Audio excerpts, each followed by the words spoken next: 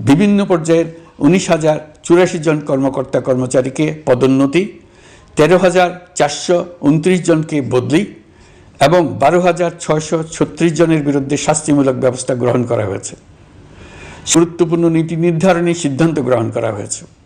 ছাত্রছাত্রীদের দাবি মেনে ইতিমধ্যে সরকারি চাকরির বয়সসীমা 32-এ উন্নীত করা হয়েছে। আমরা জানি আমাদের কাছে আপনাদের আরও অনেক দাবি দেওয়া আছে। দীর্ঘদিনের অপশাসন, অত্যাচার, অনাচারের ফলে আপনাদের মনে অনেক ক্ষোভ পঞ্জীভূত হয়েছে।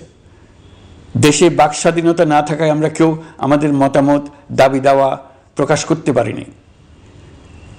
আমরা আপনাদের প্রতিটি দাবির প্রতি সহানুভূতিশীল। আমরা ধৈর্য সহকারে আপনাদের কথা শুনতে চাই, কিন্তু সেজন্য আপনারা সড়ক অবরোধ করে জনদুর্ভোগ সৃষ্টি করলে আমাদের সকলেরই অসুবিধা হয়। আমাদের একান্ত অনুরোধ, আপনারা নির্দিষ্ট চ্যানেল মেনটেন করে আপনাদের দাবি দেওয়া পেশ করবেন। আমাদের বৃহৎ রপ্তানি পণ্য গার্মেন্টস শিল্পে গত কিছুদিন ব্যাপক অস্থিরতা বিরাজ করছে। ফ্যাসিস্ট সরকারের সুবিধাভোগী বেশ কিছু গার্মেন্টস মালিক পালিয়ে যাওয়ায় শ্রমিকদের বেতন ভাতা নিয়ে